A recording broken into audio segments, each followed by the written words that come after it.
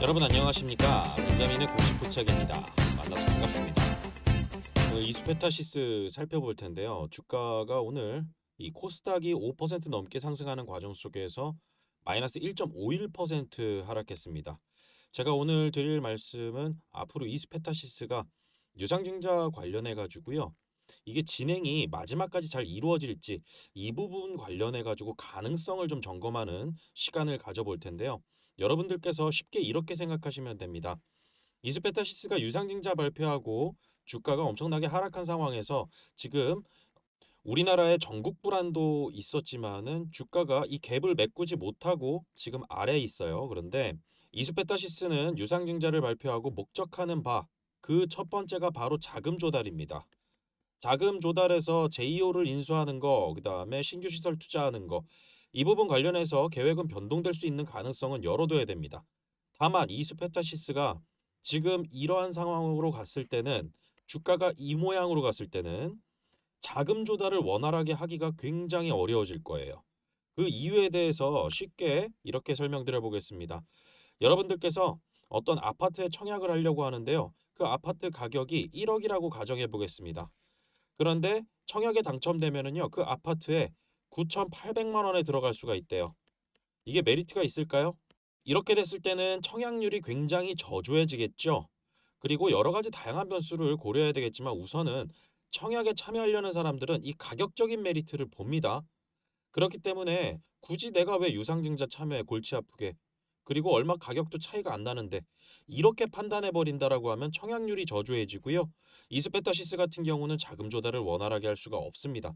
유상증자를 철회할 가능성도 시나리오에 열어놔야 되겠지만은 철회를 하겠다라고 하면은 단기적으로 이 부분 관련해서 이 떨어졌던 부분 관련해서 지금 현재 우리나라 주식시장 상황에서 이거를 급격하게 말아 올려서 이 갭을 메꿀 수 있을지 이 부분은 살짝 의문입니다. 다만 여기서 이스페타시스가 이 유상증자를 발표하고 철회할 때 또 무엇을 받느냐? 시장의 신뢰도가 저하가 돼요.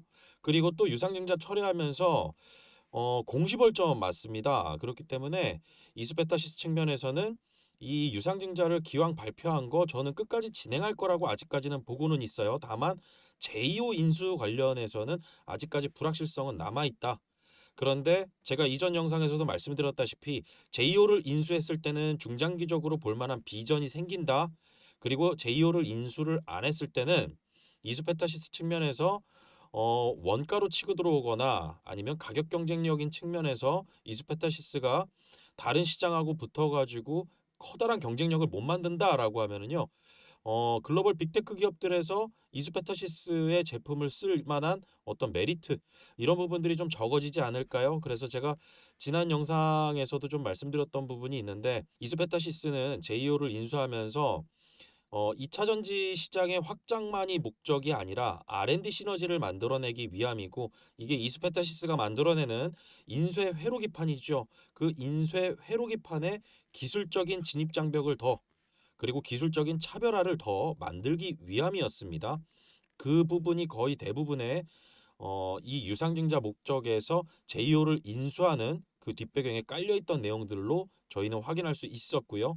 그래서 이스페타시스가 지금 이 유상증자를 잘 진행을 하기 위해서는 우선은 지금 현재 주가와 그 다음에 확정된 발행 가격 이건 아직 안 나왔습니다. 일정표 보면서 말씀드리겠지만은 아까 말씀드렸다시피 아파트 가격이 1억짜리 아파트인데 그걸 9,800만 원에 들어갈 수가 있다?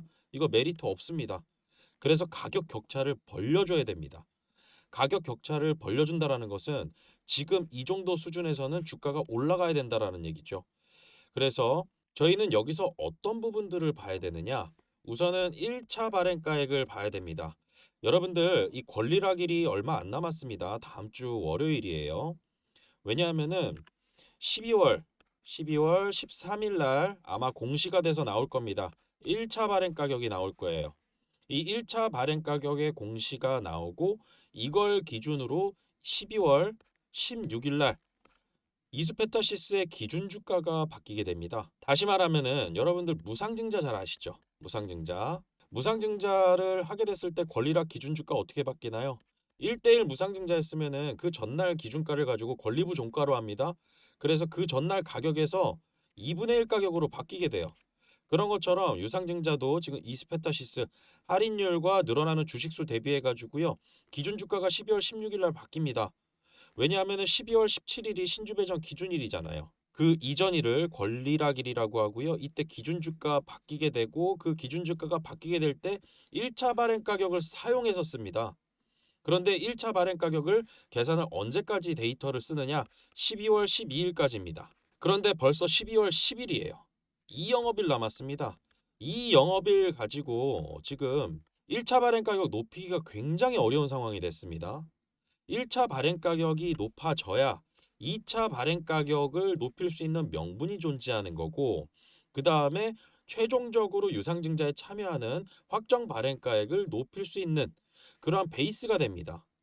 그래서 1차 발행 가격, 2차 발행 가격 지금 제가 계산하는 방식이나 이런 것들을 말씀드리려는 것은 아니고, 이스페타시스가 최종적으로 목적하는 바는 자금 조달을 효율적으로 해서 기왕 발행하는 주식수 대비해서 확정 발행 가격, 확정적으로 나오는 이 가격을 곱해가지고 실질적으로 회사에 돈이 꽂히는 거잖아요. 그리고 신주 청약에 참여하시는 분들은 발행하는 신주를 이제 가져가게 되는 것이고, 그렇기 때문에 이 유상증자의 최종적인 확정 발행 가격 이게 얼마냐에 따라서 이스페타시스는 조달하는 자금 규모가 달라지고요.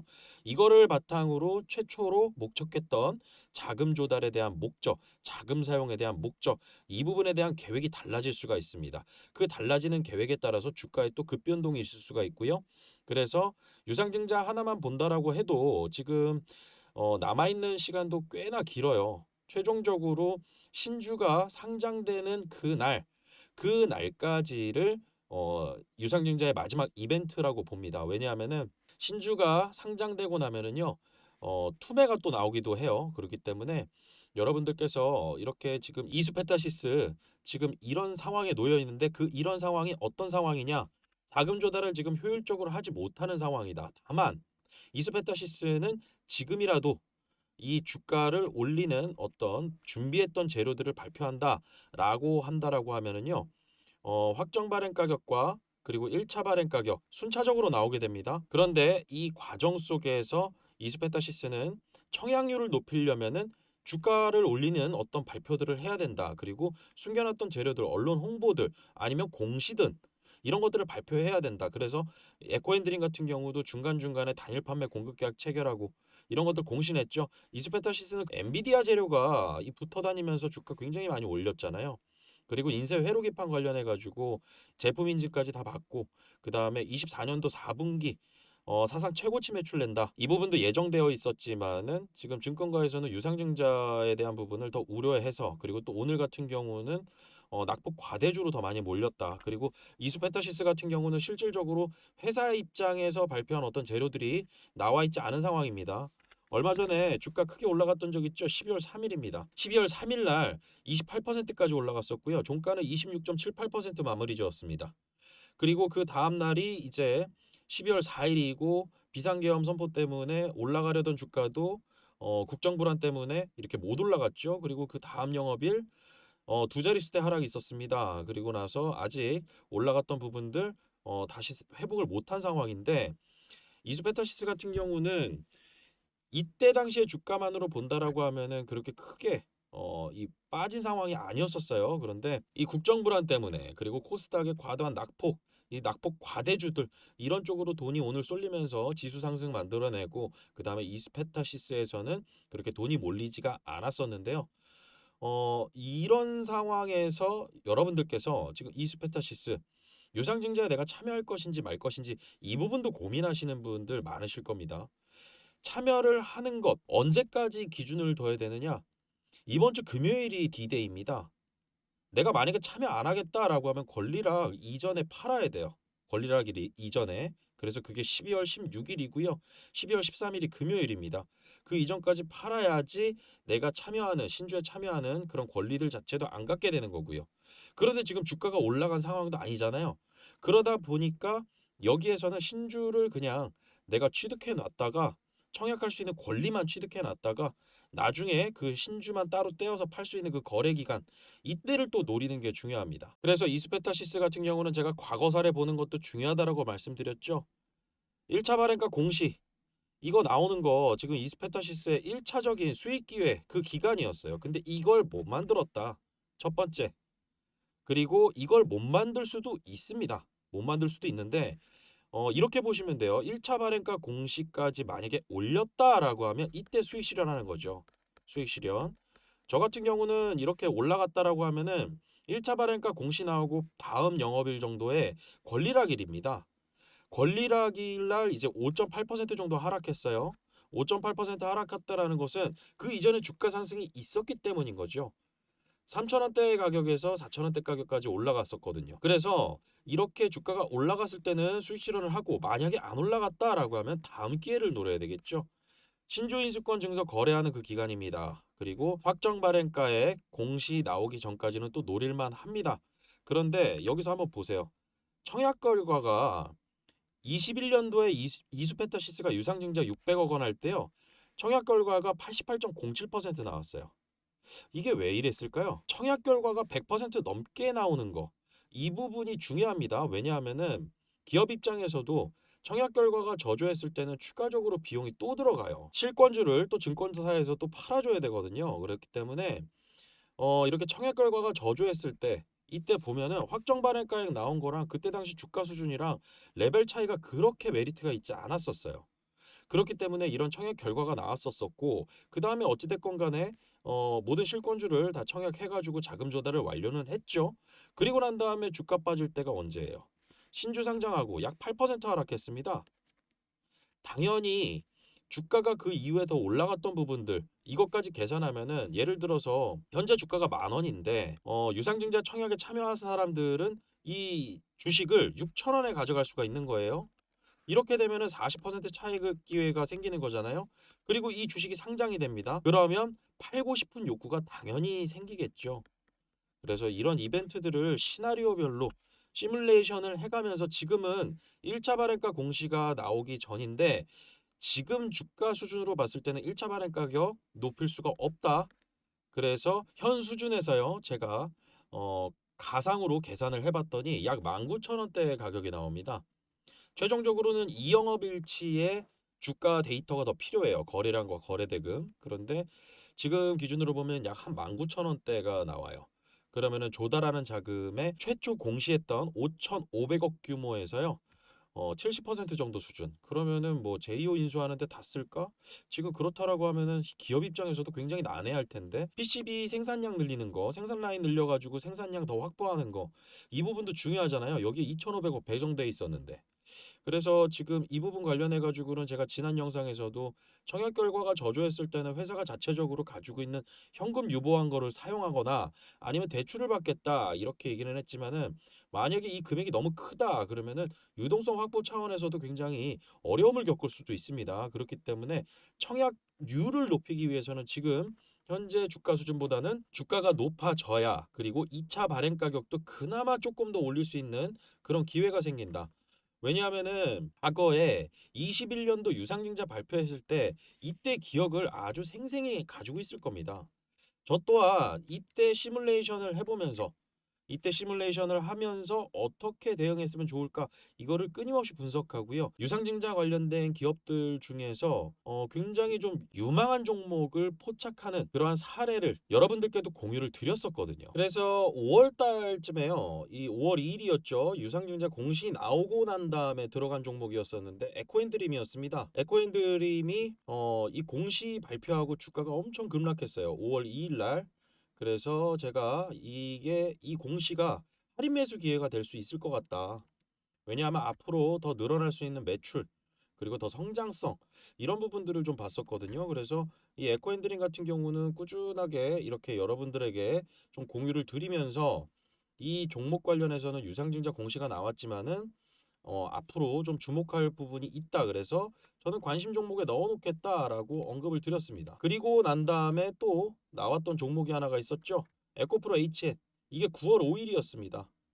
9월 5일 2천억 규모 주주 배정 유상증자 결정하고 주가가 공시 나온 다음에 14% 넘게 하락했었어요. 이것도 할인 매수 기회가 될 수 있을 것 같다 판단을 했었고, 그 다음에 에코앤드림과 비슷한 케이스가 될 수 있을 것 같다라고 언급을 드렸습니다. 그리고 나서 이 종목에 대해서 관심 종목에 제외한 날이 있었죠. 10월 2일입니다. 10월 2일 날 제외하면서 텔레그램에서 언급한 이후에 에코앤드림은 63.32% 상승했고요. 에코앤드림 같은 경우는 54.59% 주가 상승이 있었습니다. 그래서 투자 판단하시고 종목을 선택하신 분들은 좋은 결과 있으셨을 것이라 판단됩니다. 라고 해서 댓글로도 달아주신 분들 계셨어요. 그런데 지금 시장 상황이 좀 달라요. 변수들이 여러 가지가 있잖아요. 이 내용 같은 경우는 그때 당시의 시장 그리고 지금의 시장 상황이 다르다. 여러 가지 시뮬레이션 상황, 변수들을 고려해가지고 판단을 해야 된다. 저는 이렇게 말씀드리고 싶습니다. 그래서 지금까지의 일정, 이수페타시스가 주주 배정 유상증자 발표하고 나서 1차적으로 수익 실현 기회가 언제쯤까지 있었느냐? 12월 12일까지 만약에 주가 상승이 있었다라고 하면은 이때는 수익 실현 기회를 좀 한 번쯤 가져갈 필요도 있다. 그리고 권리락일은 대체적으로 외인 기관들이 순매도 많이 합니다. 가지고 있는 권리만 딱 챙겨놓고요. 이전까지 수익 났던 거 수익 실현 해버려요. 그래서 매도가 좀 많이 나옵니다. 그래서 이 이전에는 좀 수익 실현을 일부 해놨다가 그 다음에 다시 매수가 들어가는 이러한 방법들을 쓰는데, 지금은 이수페타시스 아직까지 그렇게 유의미한 반등 그리고 회사가 뭔가 발표한 건 없었습니다. 그때 당시에 주가 12월 3일 날 주가 상승했던 부분이나 이런 것들 어떤 것 때문인가요? 금융감독원에서 이 유상증자 관련해서 제동을 걸었잖아요. 그래서 정정공시 내라라고 제동을 걸었고, 그것 때문에 유상증자 철회되는 거 아니냐, 제2호 인수 변화되는 거 아니냐. 그래서 이런 부분들 때문에 주가가 상승했던, 단기적으로 잠깐 반등했던 거지 이수페타시스가 준비한 재료는 아니었습니다. 그리고 나서 다음 기회를 좀 노려야 되는데요. 이런 부분들 같은 경우는 저 벤자민이 운영하고 있는 텔레그램, 유료 텔레그램 채널이 있습니다. 여기에는 멤버십 채널로 운영이 되고 있고요. 여기에 채널에 입장하신 분들께서는 제가 세부적으로 좀 알려드리는 부분들이 있어요. 그래서 이 채널에 입장하시면은요, 이런 내용들 확인하실 수가 있습니다. 오늘 제가 또 산출을 했습니다. 산출을 했는데 19,700원 정도 나와요. 이거 최종적으로 확정된 가격은 12월 12일까지의 데이터가 필요합니다. 제가 오늘 12월 10일까지 데이터를 바탕으로 가상으로 계산한 내용입니다. 그런데 여기서 그렇게 크게 달라질 이 데이터들이 아니에요. 수준이 아닙니다. 왜냐하면 한 달치 데이터를 가지고 평균을 내야 되거든요. 어느 한 특정 일에 어마어마하게 주가가 상승했다. 1차 발행가액에 대한 이 변화, 이게 엄청 크지는 않았습니다. 그리고 지금 시장 가격과의 괴리가 15.74%밖에 안 나요. 이러면은 시장에서 청약을 많이 하려고 할까요? 그리고 이 텔레그램 채널에서는 증시 브리핑부터 해서요, 단기간으로 단타로 나가는 실시간 추천 종목이 있습니다. 저 벤자민도 함께 운영하고 있고요. 이 방에 들어오시면은 투자 원칙부터, 그 다음에 여기에 매수 의견 드리고 투자 원칙 지켜서 꾸준히 모아가는 주식들이 있습니다. 포트폴리오로 지금 만들어져 있고요. 이 링크 구글 스프레드시트 클릭하시게 되면 이 멤버십 참여하신 분들 같은 경우는 궁극적으로 좋은 투자 수익을 기대하는 그런 종목들로 꾸려 있다라고 보시면 되겠습니다. 그래서 여러분들께서 이 방에 참여하신다라고 하면 직접 운영하는, 저 벤자민이 직접 운영하는 그러한 공시 포착 종목들도 확인이 되실 거예요. 그래서 수익난 종목 그리고 매도 의견 나가는 종목, 이런 부분들을 세세하게 여러분들께서 확인하실 수가 있습니다. 참여 방법 말씀드릴게요. 멤버십은 유료로 운영됩니다. 그리고 금액 같은 경우는 월에 10만 원입니다. 3개월에 25만 원이에요. 싸다고만 생각하실 게 아니라요, 저희가 이렇게 하는 이유도 좀 알아주셨으면 좋겠어요. 저 벤자민의 공시 포착 같은 경우는 아직도 사칭 채널들이 있습니다. 특히나 카카오 오픈 채팅 그리고 텔레그램 채널도 있었어요. 최근까지도. 근데 지금 인원수가 좀 줄은 걸로 보이는데, 저를 사칭해서 어떤 텔레그램 채널, 카카오 오픈 채팅 이런 것들을 만들거든요. 사칭을 한다라는 것은 불법적인 일을 행하겠다라는 것이고, 저희는 그 사람들이 절대로 따라할 수 없는, 쫓아오지 못하는 금액, 이 금액으로 하면서 유료 회원들께, 멤버십 채널 참여자분들께 서비스를 제공해 드리고 있습니다. 그렇기 때문에 많은 분들이 함께할 때 더욱 저희가 힘내서 일을 할 수가 있고요. 그 다음에 보수적인 목표 설정하면서 시장에 흔들리지 않은 꾸준한 투자 전략을 공유 드립니다. 종목 이 단타 종목 나간다라고 해서 여러분들 전업 투자자 아니시라고 하면 뭐 전업 투자자는 알아서들 하겠죠. 그런데 실시간 단타 종목 나가는 거 이런 것들 굉장히 대응하기가 쉽지 않을 수도 있습니다. 본업이 있으신 분들은 본업을 하면서 주식 투자를 중간중간에 한다. 그리고 이 매수 매도 타이밍이 굉장히 좀 긴밀하게 대응을 해야 될 때가 있어요. 그런 종목도 저희는 나가면서 수익 실현하는 그러한 단타 종목들이 최근까지도 나가고 있습니다. 하락장임에도 불구하고 그런 종목들을 여러분들께 꾸준하게 보여드렸어요. 그런데 그렇지 못하신 분들이다라고 하면은 모아 가야죠. 그러면서 시가총액 좀 큰 종목들 이런 종목들로 거래 정지 위험이나 아니면 상장 폐지 위험 같은 경우 이런 것들도 줄이면서 그리고 이렇게 좀 큰 종목들로 가지고 여러분들께서 수익 내는 거 이런 것들이 위험 대비 수익률은 훨씬 더 좋은 퍼포먼스를 내는 겁니다. 그리고 관련된 종목에 대한 업데이트 꾸준하게 알려드리고요. 제일 중요한 거는 매수 매도 의견까지 제공해 드리는 거죠. 그래서 참여 원하시는 분들은 010-7549-6912번으로 문자로 신청이라고 보내주세요. 그러면은 문자로 신청해 주신 분들께 멤버십 채널 입장 방법 알려드리도록 하겠습니다. 그리고 저 벤자민 같은 경우는 증권사 그리고 자문사 이런 경력 그리고 관련된 자격증 다 보유하고 있으면서 금융투자 전문 인력으로 등록되어 있습니다. 이 부분도 꼭 기억을 해두시고요. 앞으로 저 벤자민과 함께 좋은 정보 그리고 좋은 투자 수익 기회 잘 공유하셔서요. 좋은 수익으로도 만들어 가시길 바라겠습니다. 오늘 영상 마치겠습니다. 구독과 좋아요는 큰 힘이 됩니다. 벤자민이었습니다.